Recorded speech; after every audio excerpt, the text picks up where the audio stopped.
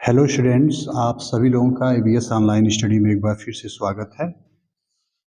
देखिए, आज का हम लोग का एक टॉपिक है आर्किमिडीज प्रिंसिपल्स। इस आर्किमिडीज प्रिंसिपल्स के कॉन्सेप्ट को समझने से पहले हम लोगों को एक फोर्स है बॉयंट फोर्स के बारे में समझना पड़ेगा। Buoyant force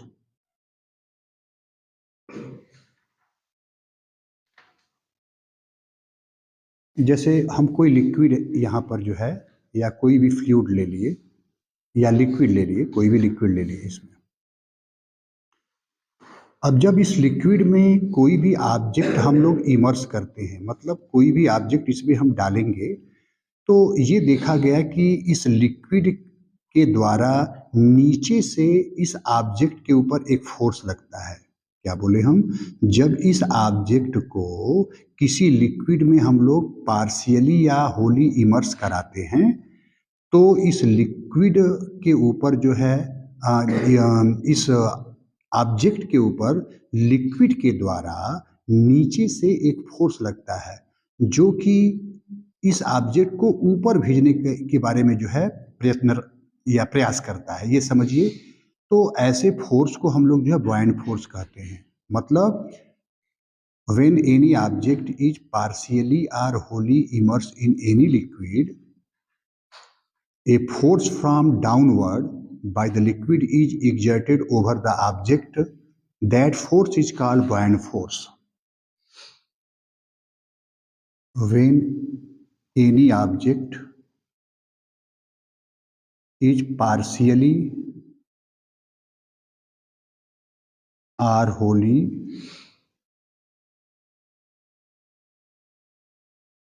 immersed in the liquid, a force from downward is exerted over the object.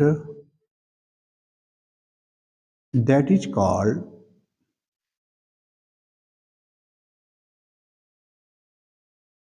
buoyant force. इसको हम लोग buoyant force कहते हैं।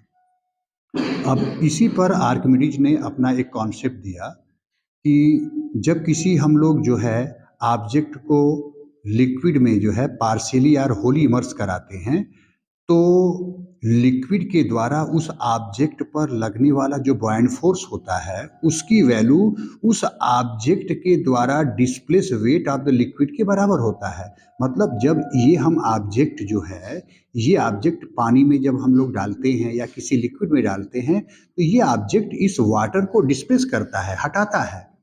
तो जितना हटाएगा उसका कुछ न कुछ वेट होगा, तो उसी वेट के बराबर जो है ये लिक्विड उसके ऊपर बॉयंट फोर्स लगाती है। तो Archimedes principles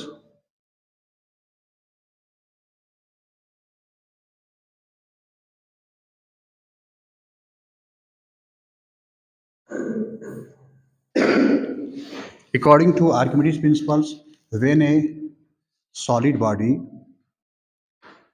when a solid body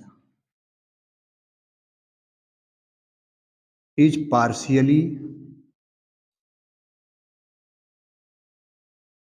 or wholly immersed in a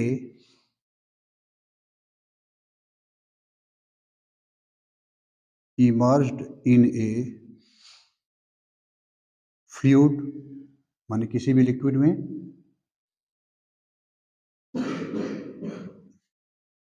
the fluid exerts an upward force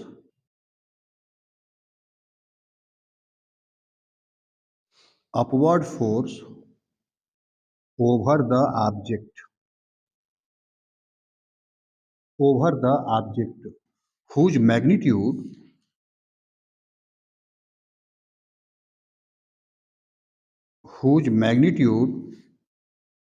is equal to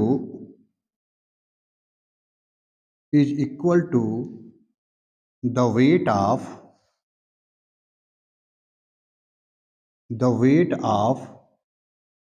the displaced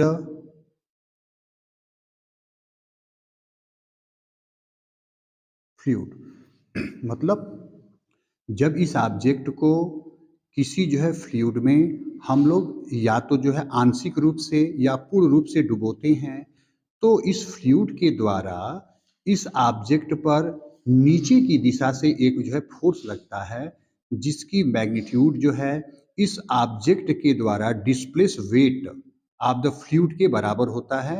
this is called Archimedes principles. अब देखिए इसी पर एक न्यूमेरिकल्स है। A body of mass, a body of mass 2 kg floats in a liquid in a liquid. What is the what is the what is the buoyant force on the body? जैसे एक body है जिसका मास दिया है 2 kg, कह रहा है कि ये लिक्विड में जो है तैर रही है। तो जब लिक्विड में तैरती है तो हमेशा जो है जो बॉयंट फोर्स की वैल्यू होती है F is equal to m g के बराबर होगा। तो m क्या है? 2 है, g की वैल्यू 9.8 है। अब ये हो जाएगा, इसका इसमें इंटू कर दें, 19.6 न्यूटन। मतलब उस बॉडी के ऊपर जो है जो बॉयंट फोर्स लग रहा है लिक्विड के द्वारा वो 19.6 न्यूटन लग रहा है। देखिए अगला क्वेश्चन है,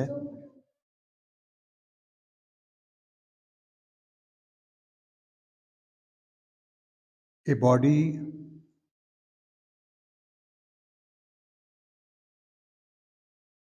body of volume 50 ml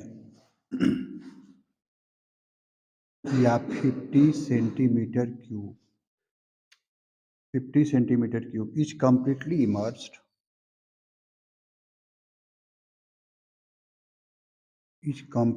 immersed in water. Find the force of buoyancy. Find the force of buoyancy on it.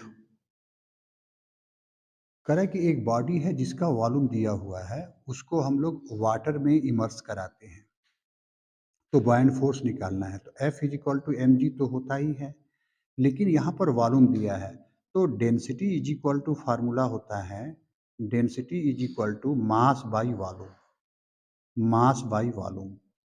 तो यहाँ से मास की वैल्यू निकालें तो mass is equal to density into volume हो जाएगा। इस मास के जगह लिख देंगे density into volume into g. अच्छा, वाटर की डेंसिटी वाटर की डेंसिटी 1 kg पर लीटर होता है, तो 1 हो जाएगा।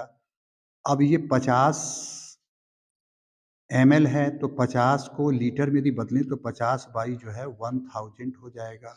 जी की वैल्यू 9.8 होता है, इसको काट दें, 9.8 बाई 20, ये हटाएंगे तो ये यहाँ पे जीरो बढ़ेगा। अब 200 से डिवाइड करिए 98 में, जीरो बढ़ा दीजिए, डेसिमल 4 बार जाएगा और 9, ये आ जाएगा 0.49 जो है न्यूटन। देखिए एक अगला क्वेश्चन है, ए मेटलिक स्फीयर ऑफ रेडियस, एक metallic sphere of radius 2 centimetre is completely immersed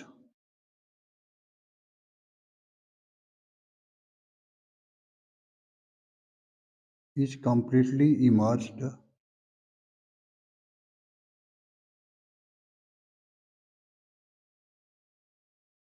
in water. In water, find the force of buoyancy on it. Find the force of buoyancy on it. अब यहाँ पर जो spear है उसका radius दिया है, तो पॉइंट फोर्स हम जानते ही हैं F equal to m g होता है। तो यम को हम ऐसा चेंज करें जिसमें जो है रेडियस आए, तो density is equal to mass by volume होता है, मास बाई वॉल्यूम। तो मास हो जाएगा डेंसिटी इंटू वॉल्यूम, तो F is equal to density into volume into g. और वॉल्यूम जो है हमारा स्पीयर का होता है 4/3 पाई आर क्यूब। वाटर की डेंसिटी 1 हो जाएगा, ये 4/3 into 3.14 r cube. R cube माने रेडियस का क्यूब, 2 सेंटीमीटर है, मीटर में बदल लें तो 2 बाई जो है 100 आ जाएगा, इसको क्यूब करना होगा इंटू 9.8। इसको यदि हम कैलकुलेशंस करेंगे तो कैलकुलेशंस करने के बाद आएगा 0.328 न्यूटन के लगभग जो है, तो ये आ जाएगा 1